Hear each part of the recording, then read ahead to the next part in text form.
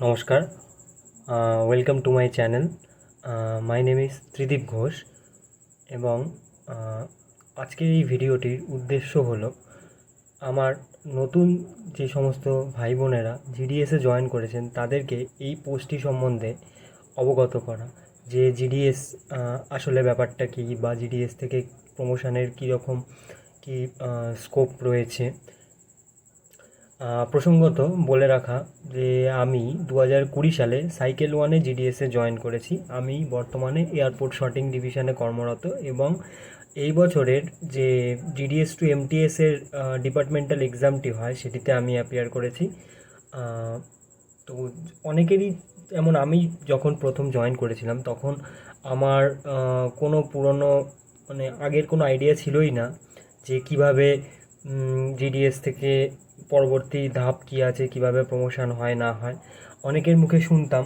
তো সেই বিষয়গুলোই কিছুটা আমি ক্লিয়ার করতে চাই, যেহেতু এখন নিয়মে কিছু পরিবর্তন হয়েছে।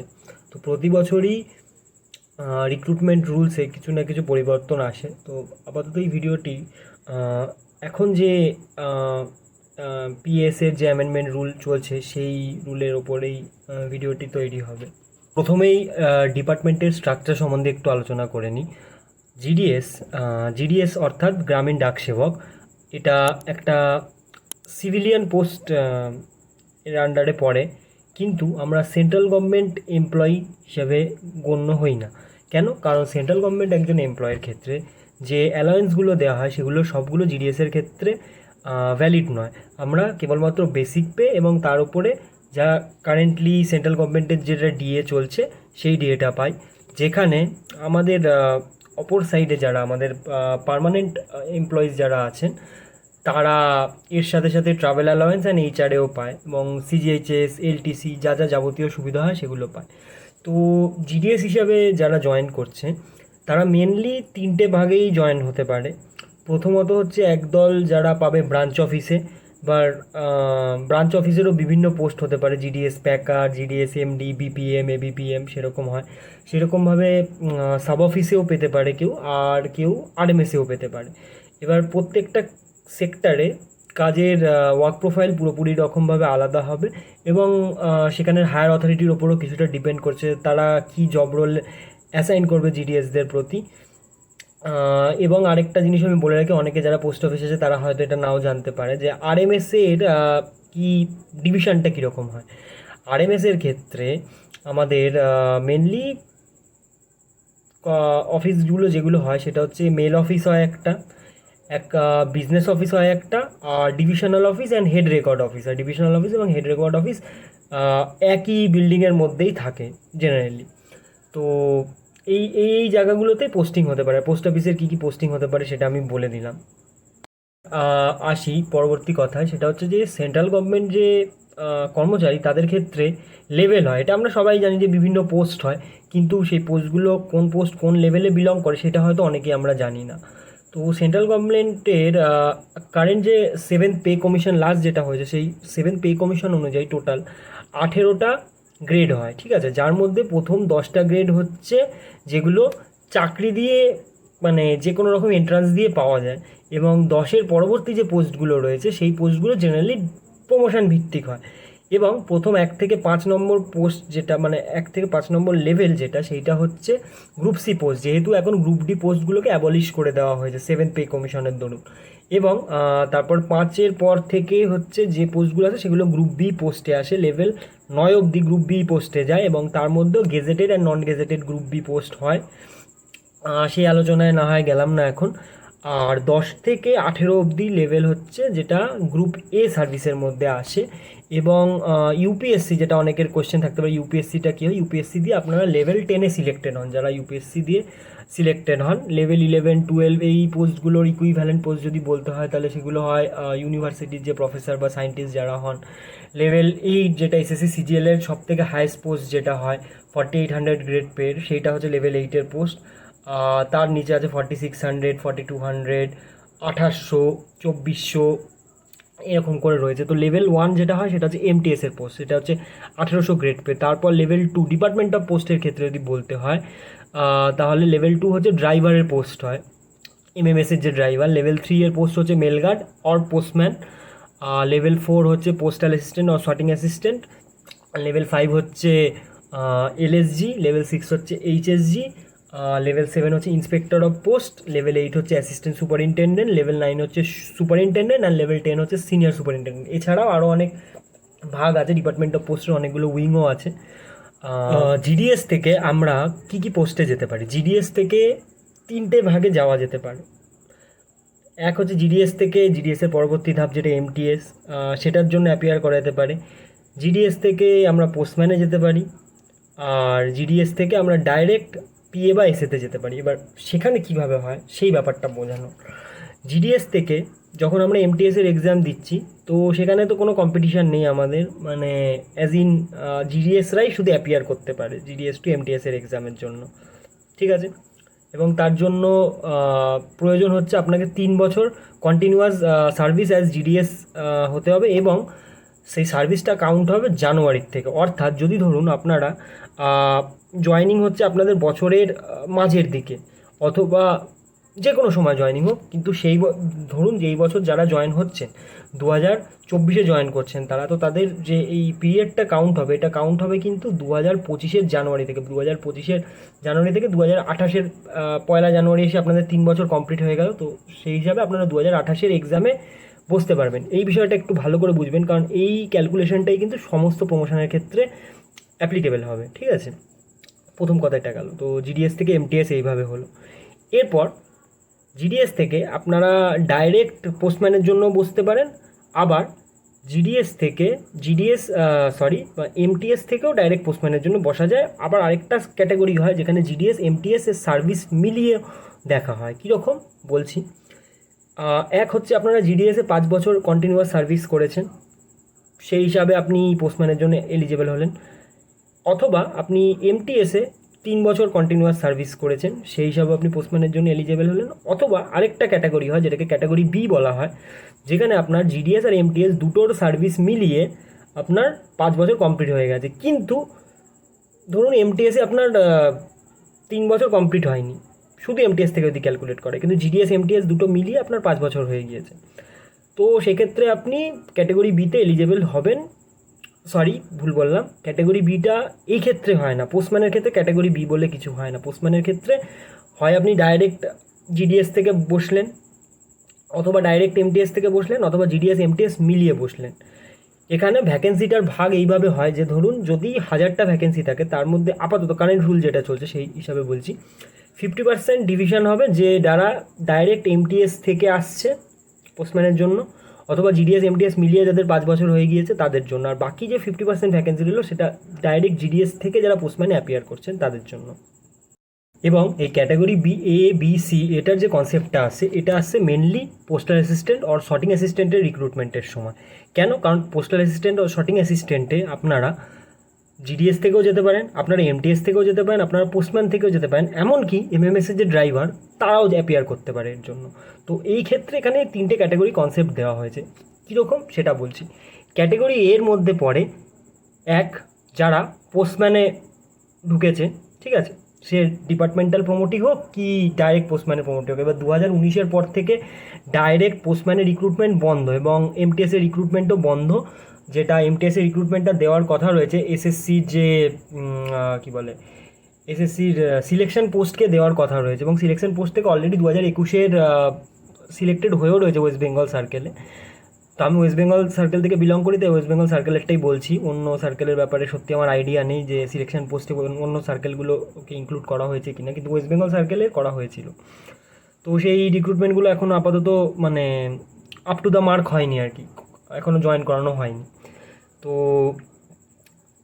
এক হচ্ছে পোস্টম্যানে যারা 5 বছর সার্ভিস কমপ্লিট করে ফেলেছেন, রেগুলার সার্ভিস, যে ক্যালকুলেশনটা বললাম আগে, অর্থাৎ 1 জানুয়ারি থেকে 1 জানুয়ারি অবধি, মানে ধরুন আপনি 2024 পোস্টম্যান পেলেন, তো 2024 পোস্টম্যান আপনি পেলেও আপনার ইয়ারটা কিন্তু কাউন্টিং হবে 2025 থেকে। 2024 আপনি শুরুর দিকে পান কি মাঝে পান কি শেষে পান, ডাজেন্ট ম্যাটার, ওটা কাউন্টিং হবে 2025 1 জানুয়ারি থেকে। 2025 1 জানুয়ারি থেকে 3 বছর আপনার কাউন্টিং হবে পোস্টম্যান থেকে শর্টিং অ্যাসিস্ট্যান্টের জন্য। তো 2025 থেকে ধরুন 2028 জানুয়ারিতে আপনার 3 বছর কমপ্লিট হয়ে যাচ্ছে। 2028 আপনি অ্যাপিয়ার করতে পারছেন পিএস এর জন্য, ঠিক আছে।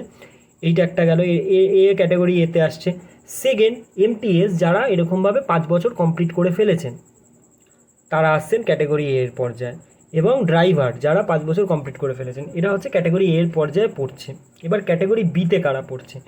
ক্যাটাগরি বিতে পড়ছে যেসব পোস্টম্যান এবং এমটিএস মিলিয়ে যাদের 5 বছর হচ্ছে, এইটা একটা, অথবা জিডিএস, এমটিএস অ্যান্ড পোস্টম্যান এই তিনটে মিলিয়ে যাদের 5 বছর কমপ্লিট হচ্ছে তারা।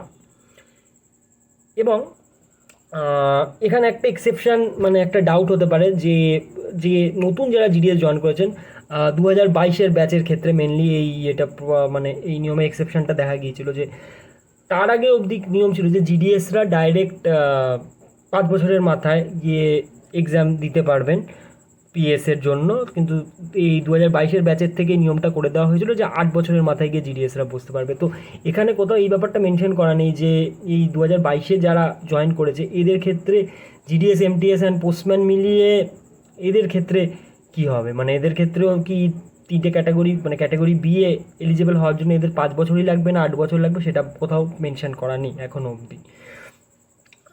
এবং জিডিএস থেকে যদি ডাইরেক্ট পিএসএতে যেতে হয় তখন এই 2022-এর আগে যারা জয়েন করেছেন তাদের জন্য 5 বছর, এবং 2022-এর পরে এরা জয়েন করেছেন তাদের জন্য 8 বছর দেওয়া হয়েছে। এবং 2022-এর পর যারা জয়েন হচ্ছেন তাদের ক্ষেত্রে পোস্টম্যান এবং এমটিএসের নিয়মটা একই আছে, যেটা আমাদের ক্ষেত্রেও ছিল, একই নিয়ম রয়েছে এখনও অবধি। এবং প্রত্যেক বছরই নিয়মগুলোর পরিবর্তন হয় কম বেশি, তো এটা ভাবার কোনো দরকার নেই যে মানে 8 বছর দেওয়া হয়েছে বলে, সেটা পরবর্তীতে পরিবর্তন হতেও পারে। যেমন এই বছর এমটিএসের ক্ষেত্রে ভ্যাকেন্সি বেশি থাকার কারণে এই বছর রুলটাকে চেঞ্জ করা হলো, শুধুমাত্র এই বছরের জন্য ফ্লেক্সিবল করা হলো রুলটাকে। তো সেটা পিএসের ক্ষেত্রেও হতে পারে, এর আগেও মানে এরকম ঘটনা ঘটেছে এবং মাঝে মধ্যেই ঘটে, ডিপেন্ড করে যে সেই বছর ভ্যাকেন্সি কতটা রয়েছে না রয়েছে। সি এর ক্ষেত্রে একটা প্রবলেম আসে, ক্যাটাগরি বি এর ক্ষেত্রেও আসে, সেইটা বলি যে কেন এই ক্যাটাগরিগুলো করা হয়েছে। এটার মেন কারণ হচ্ছে যে যখন ধরুন পিএসের ভ্যাকেন্সি রয়েছে 1000 রয়েছে ধরুন, ঠিক আছে, তো কোনো কারণে যদি ক্যাটাগরি এ থেকে যে ক্যান্ডিডেটরা অ্যাপিয়ার করছেন তাদের সংখ্যা 1000-এর থেকেও কম হলো, অর্থাৎ যা ভ্যাকেন্সি রয়েছে সেই সাবসিকুয়েন্ট ভ্যাকেন্সির থেকে অ্যাপিয়ারিং ক্যান্ডিডেটের সংখ্যা কম, মানে appear category A B C প্রত্যেকে করতে পারেন কিন্তু সবাই পাবেন না কোনো মতে। কেন? কারণ হচ্ছে যদি রিজার্ভেশন থাকে এখানে, প্রথমত হচ্ছে টোটাল যে পিএস এর ভ্যাকেন্সি থাকে তার 40% রিজার্ভেশন দেওয়া আছে ডিপার্টমেন্টালের হাতে, বাকি 60% ওটা এসএসসি থ্রু, এখন সিজিএল এর থ্রুতে রিক্রুট হয়, তো সেইভাবে দেওয়া আছে। এবার এই 40%-এর মধ্যেও 50% হচ্ছে, 50% বা 60%, আবার কোনো ক্ষেত্রে আরও বেশিও হয়, সেটা রিক্রুট হবে ক্যাটাগরি এ থেকে। যদি কোনো কারণে ক্যাটাগরি এ থেকে যে পুরো ভ্যাকেন্সি সেটা ফিল আপ হলো না কোনো কারণে যদি হয়, তাহলে সেক্ষেত্রে আপনার ক্যাটাগরি বি তখন প্রায়োরিটি পাবে, এবং ক্যাটাগরি বি দিয়ে যদি ভ্যাকেন্সি ফিল আপ না হয় তখন ক্যাটাগরি সি এর ক্যান্ডিডেটরা চান্স পাবেন সেখানে। তো ডাইরেক্ট এই জন্যই ডাইরেক্ট জিডিএস থেকে শর্টিং অ্যাসিস্ট্যান্ট বা পোস্টাল অ্যাসিস্ট্যান্টে প্রমোট হওয়াটা খুবই ডিফিকাল্ট একটা ব্যাপার, কারণ সেটা ডিপেন্ড করবে যে যেই বছর আপনারা অ্যাপিয়ার করবেন এক্সামে সেই বছরের সাবসিকুয়েন্ট ভ্যাকেন্সি কত ছিল তার উপর নির্ভর করবে। তো সেই জন্য সবথেকে সেফেস্ট উপায় হচ্ছে যে আগে এমটিএস হয়ে নেওয়া, এবং তারপর এমটিএস হয়, প্রথমে এমটিএস হয়ে নেওয়া, নয় প্রথমে পোস্টম্যান হয়ে নেওয়া, এবং তারপর শর্টিং অ্যাসিস্ট্যান্টের জন্য অ্যাপিয়ার করা। ক্লিয়ার করে দিতে চাই, কারণ এই ডাউটটা আমার নিজের, যখন আমি জয়েন করেছিলাম আমি এই ডাউটটা আমার হতো যে তাহলে ডিপার্টমেন্টাল প্রমোটই যে শর্টিং অ্যাসিস্ট্যান্ট আর ডাইরেক্ট যে শর্টিং অ্যাসিস্ট্যান্ট আছে তার মধ্যে তফাৎটা কী রইলো। তফাৎটা এই জায়গায় যে ডিপার্টমেন্টাল যে শর্টিং অ্যাসিস্ট্যান্ট হবে সে কোনো দিনই ডাইরেক্ট যে আসছে এসএসসি থ্রু তাকে, মানে তার সাথে ইকুইভ্যালেন্ট কোনো দিনই হতে পারবেন না। কেন? কারণ হচ্ছে এখন নতুন একটা নিয়ম রয়েছে যে এমএসিপি বলে একটা কনসেপ্ট হয়, যে প্রত্যেক 10 বছর পর যে গ্রেড পে লেভেলটা আমি প্রথমেই বললাম, ওই গ্রেড পে লেভেলে একটা প্রমোশন দেওয়া হয় সিনিয়রিটি ভিত্তিতে, লেভেল 1 থেকে লেভেল 2, লেভেল 3 এরকম করে প্রমোট করা হয়। তো যখন আপনি জিডিএস থেকে প্রথমবার এমটিএসে বা পোস্টম্যানে যেটাতেই আপনি অ্যাপিয়ার করলেন, বা একমাত্র যদি আপনি ডাইরেক্ট জিডিএস থেকে এসেতে চলে যেতে পারলেন কোনো মতে, তাহলে খুব ভালো, ওয়েল অ্যান্ড গুড। তখনই আপনি একমাত্র মানে যে মানে বাইরের থেকে যে এক্সাম দিয়ে আসে তার সঙ্গে কম্পিট করতে পারবেন in terms of same salary, রিটায়ারমেন্টের টাইমে সেম স্যালারির কথা আমি বলছি এখানে। ধরুন আজকে আমি ডিপার্টমেন্টাল প্রমোশন নিয়ে শর্টিং অ্যাসিস্ট্যান্ট হলাম সালে এবং একজন কেউ সিজিএল দিয়েও 2024 এলো। তো সে যখন রিটায়ার করে যাবে সে আমার থেকে কিন্তু অনেক বেশি স্যালারিতে রিটায়ার করবে এবং তার এমএসিপিটাও বেশি হবে। অর্থাৎ কি এখন নিয়ম হয়ে গেছে যেটা যে প্রত্যেক গভর্নমেন্ট এমপ্লয়ি 3টে এমএসিপি সর্বোচ্চ পেতে পারে নিজের কেরিয়ারে। যদি না কেউ এই এমএসিপিকে বিট করার একটাই উপায়, আপনাকে ডিপার্টমেন্টাল প্রমোশন দিতে হবে এবং পোস্টাল অ্যাসিস্ট্যান্ট, শর্টিং অ্যাসিস্ট্যান্টের পর আপনার কাছে অপশান রয়েছে ইন্সপেক্টর অফ পোস্টে যাওয়ার, অথবা আপনি ডবল এওর এক্সাম দিতে পারেন। এই বিষয়ে পরে কখনো বলবো। তো এখন ধরুন আমি যখন প্রথম প্রমোশনটা দিয়ে এলাম, এমটিএস হলাম অথবা আমি পোস্টম্যান হলাম, তো তখন থেকে আমার কাউন্ট হওয়া স্টার্ট হলো। আমি অ্যাকচুয়াল গভর্নমেন্ট এমপ্লয়ি কিন্তু তখন থেকে হলাম। আমি জিডিএসে কিন্তু অ্যাকচুয়ালি গভর্নমেন্ট এমপ্লয়ের মধ্যে পড়ছি না। তো আমি যদি পোস্টম্যানে আসি, পোস্টম্যানের পর আমি শর্টিং অ্যাসিস্ট্যান্টে হব, প্রমোশন হবো, তো আমার একটা এমএসিপি ওখানে গেল, আমি লেভেল 4-এ গেলাম। তারপর যদি আমি ডিপার্টমেন্টাল এক্সাম নাও দিই, আমি সিনিয়রিটিতে আমি লেভেল 6 অবধি পৌঁছে লেভেল 6-এ আমি রিটায়ার করবো। আর ধরুন আমি এমটিএস ফার্স্টে জয়েন করলাম জিডিএস থেকে, তো এমটিএস থেকে আমি পরীক্ষা দিয়ে গেলাম এসএতে, ওখানে আমার একটা গেল এমএসিপি। তারপর এসের পর লেভেল 4, লেভেল 5, লেভেল 6, এখানেও আমি লেভেল 6-এ গিয়ে রিটায়ার করবো হিসাব মতো। কিন্তু যদি আমি কোনো কারণে এমটিএসের পর আমি পোস্টম্যানে চলে গেলাম, তো আমার একটা এমএসিপি পোস্টম্যানে গেল, অর্থাৎ আমি লেভেল 3-তে গেলাম। এরপর পিএসএতে গেলাম লেভেল 4, একটা এক্সাম দিয়ে গেলাম, বা সিনিয়রিটিতেও যদি আমি ধরুন এক্সাম ক্লিয়ার করতে পারলাম না কোনোভাবে, 10 বছর পর সিনিয়রিটিতে দিয়ে দেওয়া উচিত, যদি না তখন নতুন কোনো নিয়ম আবার আসে। তো লেভেল ইন এনি কেস আমি লেভেল 4-এ গেলাম।